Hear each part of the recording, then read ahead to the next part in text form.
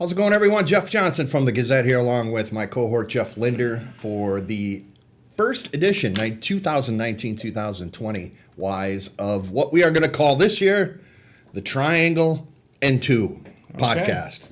There you go. I like it.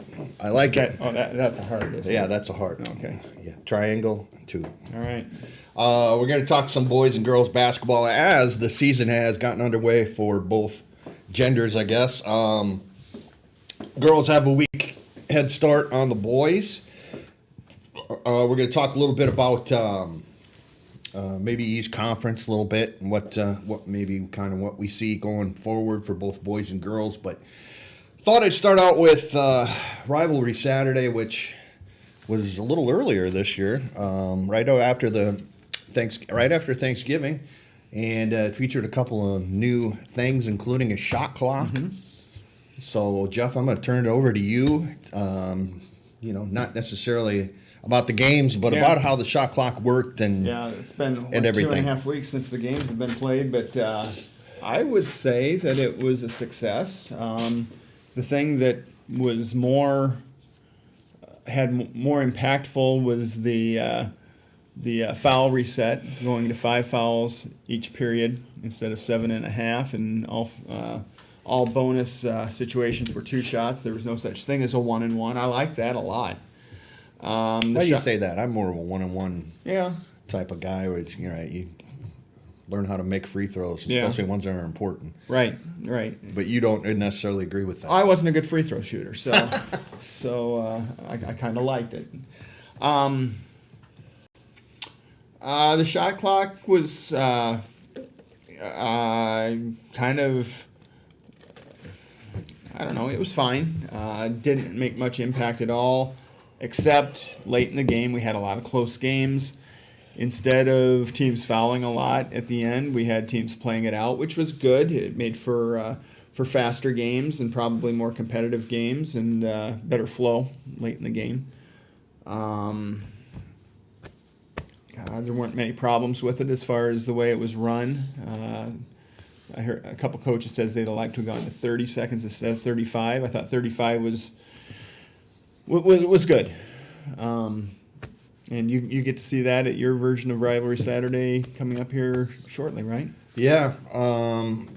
Any feedback from the girls' union that you've been able to They liked the gather? event. I think they thought everything went smoothly. And I know Gary Ross is going to be sending a survey out to all the coaches who are part of it, and we'll wait and see what they have to say. He was keeping track of every possession, every game, just to see how long every possession took, and I think there were 2 shot clock violations all day.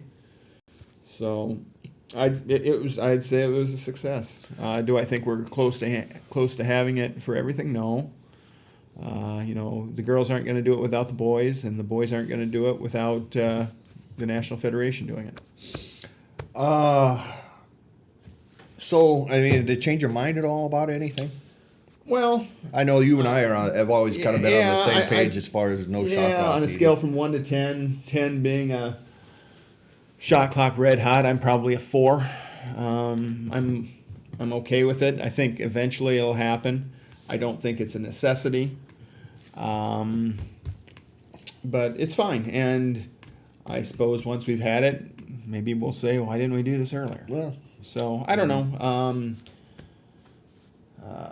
People say, well, you got it. It helps the team that's down by 8 points with 2 minutes left in the game. Well, don't get down 8 points with 2 minutes left in the game. Exactly. I don't know. It was fine. Well, let's continue here with the girls a little bit as far as what you've seen in the early going, and if you want to run down the our area conferences and what you think. Excuse me, kind of moving forward here. Let's start with the Valley a little bit. Sure. Both divisions. Yeah, I'm looking for my standings here. What I've seen, and I think you'll say the same thing for the boys, the haves and the have-nots, the gap is getting wider, I think. You saw Northland the other night. They're definitely a have. We're seeing a lot. Marion beat South Tama 95-12 the other night. Girls, it was 44-2 after a quarter. There's a lot of programs out there that don't have a lot of kids out. I think what you're seeing is the programs that are putting little girls teams together at second, third, fourth grade level are the ones that are being more successful at the high school level. Again, North Lynn, Springville, Maquoketa Valley, some of those. Those are kind of the traditional halves, and that's what I've seen so far. Big upset the other night. We start with the Valley. Kennedy beat Cedar Falls the other night. Emerson Greenless Cedar Falls. She was out with an injury. Beat them by a point. That was a big upset and a big step forward for Kennedy. Leading with that in my notebook for tomorrow's paper. It's online now. Cedar Rapids Prairie's been awfully impressive. The duo of Sydney McCrae and Mallory McDermott. I think they're averaging 47 points a game between them and shooting lights out. City High's been what we thought City High would be. In the Valley, I think that's a wide open deal. Iowa City West, maybe Waterloo West, maybe Linmar, maybe Kennedy, as far as the teams that will contend in that. Wamak, the East Division. Why don't we do it this way? Okay. I'll talk Okay, talk you about the go boys, Valley. You go the boys Valley. side a little bit, Yep. and then we'll Switch conferences. do it all by conferences. That sounds good. Again, early going, some teams have only played one game. Cedar Falls, two-time defending champion 4A, just played its first game and was blown out by Waterloo West, which is a team to watch. Kind of was under the radar a little bit, but had all 5 starters back. Beat Cedar Falls by 20 plus, so that's interesting. In the Valley, you look at the Mississippi Division side, Prairie Xavier, at Prairie with a big win over North Scott, which was a semifinalist in 4A last year. Prairie, of course, rebuilding with the Murray twins, graduated and eventually on their way to Iowa. So Dubuque Senior looks like it's going to be a handful as well. Another team that was in the state tournament last year, and Cedar Falls will be there eventually, I think, in that division. You look over in the Valley. Iowa City West is Iowa City West. Another D1 kid, Nevin Bronze, going to Belmont University. So they're going to be really good. Hempstead's 3-0, has a potential D1 kid in Duax. The last Duax brother has been, I think, 4 of them. And they've kind of all interspersed throughout here the last 10 years. They're all very good basketball players.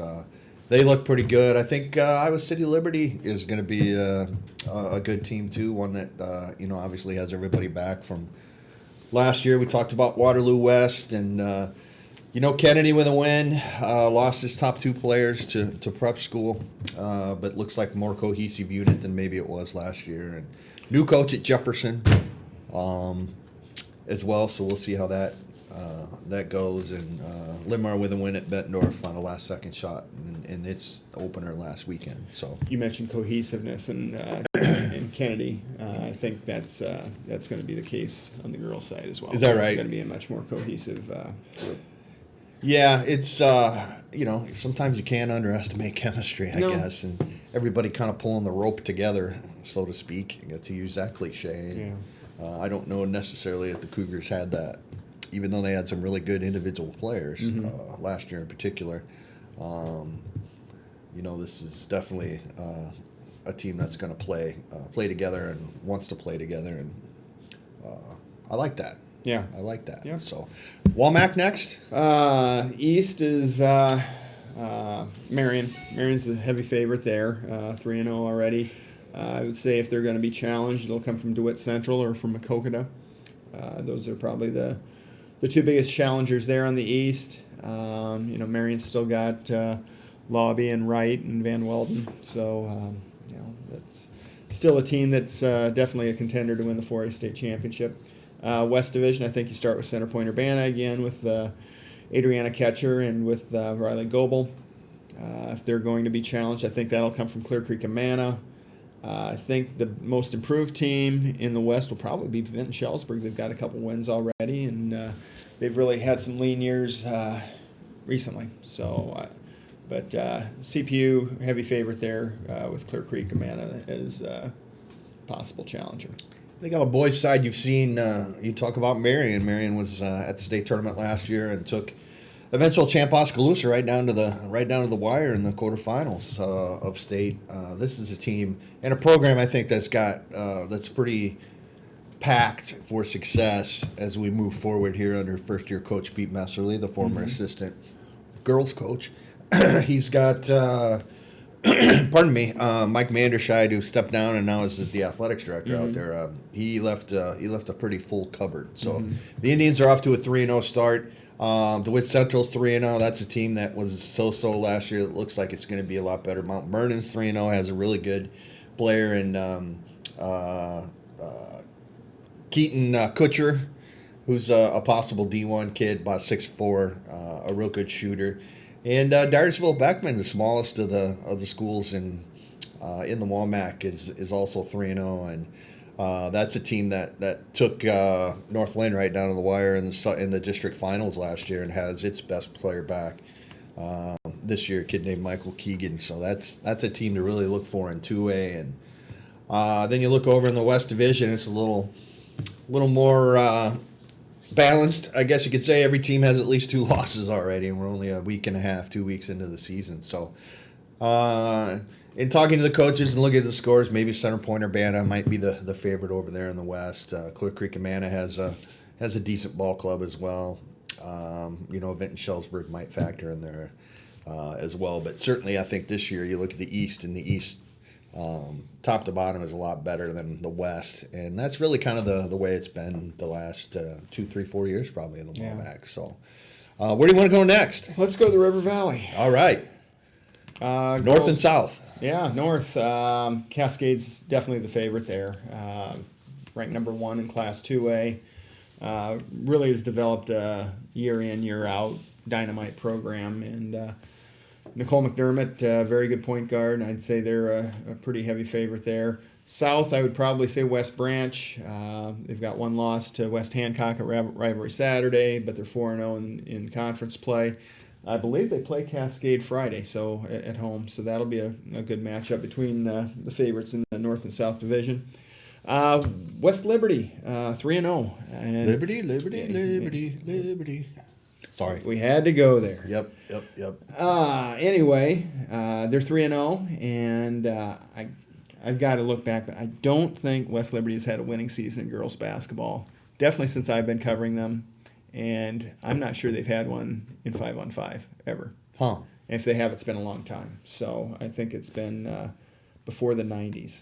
Is that a case where I know they have a good volleyball program where the volleyball program takes away from the basketball, or the girls play both sports? Several of the good volleyball players do play basketball. Macy Dahlfeld for one, and so they're good in softball now too. They've really kind of enhanced their girls' athletics here the last few years. Volleyball's always been competitive, but softball's made a lot of progress, and basketball seems like it's kind of on the rise as well. Good deal. So how about the boys in the River Valley? The boys' side, I think you have to look at 2 teams right now that are probably a little better than everybody else, and that'd be Monticello and Comanche. We were supposed to do an AP poll, back doing AP this season. Didn't have enough voters, so it didn't come out. But I did vote in that thing, and I had both Monticello and Comanche in the top 6, I believe. Comanche lost in the sub-state final last year, has a kid named Songson back who is their best player, along with some other guys. They were like 18-4, I think, last year. So that's going to be a really good team. And Monticello, my guy Tim Lambert, former Maquoketa Valley player, does a great job there at Monticello. He started 5 sophomores last year, and they had a winning record. Got a bunch of games snowed out, a bunch of practices, and that kind of retarded their progress a little bit. But they're all back, and they've looked really, really very good so far here in the early going. They won their first 4 games, won a game 75-19 Tuesday night. So it's those 2 as well. Northeast is 4-0 right now. Always a good program, and Cascade's in there too at 2-1. So you look at the North, and top to bottom is probably a little bit better than the South. In the South, you got to look at Iowa City Regina's 3-0. And the heavy favorite, I think, with Mason Miller, who's going to a Division II school. He's a tremendous point guard, a good shooter, and Ashton Cook in the middle. That's a pretty good 1-2 punch there for the Regals, who have started out 3-0. They were a state tournament team last year, so I think certainly far and away probably the favorite in the South. Okay. Tri-Rivers? Let's go to the Tri-Rivers. Speaking of unbalanced conferences, the West is so much better than the East in the Tri-Rivers. Bellevue Marquette's a very good team in the East. I think they'll probably win that going away, although Clinton Prince of Peace seems to be on the rise. With that, we'll go straight to the West. 4 teams that could and it's going to be a 4-team race, and I don't know. Northland might be a little bit ahead of the other 3. We'll wait and see. But those 4 teams, Northland, Mac Valley, Springville, East Buchanan, are combined 18-1. And East Buchanan's only loss was to Montezuma, which is ranked number 1 in 1A. So 4 very good teams. Northland has the Flanagans, and so much tradition, 9 straight 21 seasons. Maquoketa Valley always plays hard, always is a handful. Will be a very good 2A team. East Buchanan, this is kind of the year they've been waiting for up in Winthrop. Good mesh of sophomores and seniors. And Springville, which is what their freshmen and sophomores did in volleyball, got to the state tournament. Same cast of characters there, and they could be a dark horse in that too. And the boys' side is the same thing. The West is certainly is better than the East. I think in the East you have one favorite, true favorite, and that's Easton Valley, which is 4-0. Then you go in the West, you've got, your defending 2A champs in Northland, off to a 3-0 start. Was able to see them the other night. Obviously without a whole bunch of really good players from last year, including Mr. Basketball, Jay Kilmer. It's Austin Miller and 4 sophomores starting from the Lynx, but the style is still the same. They're going to press you right off the bus. They're going to try and turn you over. Most of the time they're able to do that. Hence, they're able to score a lot of points in a short amount of time, and they've looked very good here in the early going. Alburnett was runner-up in 1A last year, also off to a 3-0 start. Bad part for the Pirates was their best returning player was Hunter Caves, a guard, and he blew his knee out in the first game in football. So he's not playing, and that makes what I still think is a good team. That would have made them a really good team and a chance to get back to the 1A state tournament. So that's unfortunate, but Jeff Christopherson's a great coach. He's been there 25 years, and they're always going to be good no matter what. And then you look at the rest of it. Nick Reed, everybody knows about him and Mr. 76 points. They're 4-0, so they're off to a real good start. Edco's a nice team, and then the rest of them are their better teams, I think, than they were a year ago. Springville's got a good, very good competitive team that can beat anybody, I think, on any night. Maquoketa Valley's 2-1 and playing pretty well. East Buchanan's won a couple games, and Starmont has won a game as well and was close the other night in its other game. So, like the girls, the West is the best in the Tri-Rivers. Right. Northeast Iowa. I think 3-team race. Crestwood with Iowa recruit Sharon Goodman is one of the favorites. Guard or forward? Post player? Post player, 6'3". Okay. Really effective around the basket. Really handy.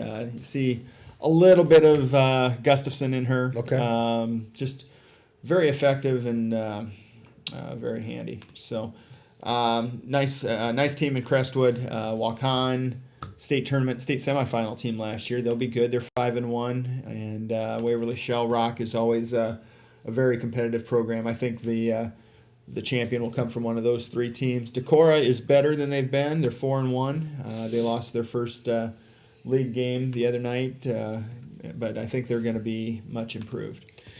Northeast Iowa, excuse me, on the boys' side is almost always been about Waverly Shell Rock. But the Hawks are down a little bit, I think, this year. They've lost. They beat Owine handily Tuesday night, but we're beaten pretty badly by Xavier and 4A Waterloo East, so it'll be interesting. to see if somebody can catch them. If somebody does, it might be Crestwood, which is off to a 2-1 start, and Decorah is 1-1. Lost to Wahlert by 5 points, and then picked up a win over 4A Western Dubuque the other night. So, I think it's one of those three teams on the boys' side in the Northeast. How about the Sickle? We'll go to the Sickle. Big showdown coming up on next Thursday between Sigourney and Montezuma. Both Montezuma's ranked number 1 in 1A. Sigourney's number 3. Two other teams in the top 10. So there's 4 top 10 teams from this conference. The other 2 are North Mahaska and Linville-Sully. The West Division is the deeper division. I think Sigourney's a heavy favorite in the East. The West, I'd say Montezuma is probably a fairly substantial favorite, although North Mahaska and Linville-Sully both are capable of playing with anybody at about any time. Let's on the boys' side. I think you look at the East first. It's Keota's off to a 4-0 start and has one of the area's top scorers in J.D. Stout, senior guard. He seems like he's been there for 5, 6, 10 years maybe. But his dad Dan is the head coach, so they're off to a good 4-0 start, and will play a factor in who wins the East. Sigourney's off to a 4-0 start, though it really hasn't had the tough schedule. Bell, excuse me, I don't know where my voice went today, but Bell Plain 3-1, it probably is right there with Keota when it comes to the East, and I think Keota just beat Bell Plain actually. So probably Keota is the favorite there in the East. In the West, you got Montezuma, which was made it to the semifinals in the 1A state tournament. Eddie Burgess, as I know, his father or his mother is Janelle Grimm, the former Iowa State women's basketball player. And the girls basketball coach at Montezuma. There you go. They're 3-0, and they look to be probably far and away the best team over there in the West, and it would be pretty shocking if anybody even pushed them, to be honest. So where are we up next? UIC? Upper Iowa. Looks like it might be a 4-team race for the girls. Turkey Valley's the team that's off to an undefeated start right now, 4-0 in the conference, 6-0 overall. I believe they play. Let me take a quick look here at my Upper Iowa grids. They play at MFL Marmac on Friday, and what'll be a big game there. MFL has 1 loss in the conference to North Fayette Valley. They're 4-2 overall. Elkader Central's It's catchy, isn't it? Yeah. 3-1, and so is Lansing Key. North Fayette Valley's 2-1. Still a lot needs to be sorted out. Postville has 2 wins this year, and they're only 2 years removed from not having a varsity program for 2 or 3 years there. Very nice. On the boys' side, I think it's a 3-team race, maybe a 2-team race. MFL Marmac is always good. Eric Dutbarn has done a great job up there. Coach Dreyfel Frentz back in high school. They are 4-1. Turkey Valley and South Winneshiek are to me the 2 best teams in the league. Turkey Valley's 4-0, South Winneshiek 3-0. South Winn has already beaten MFL Marmac.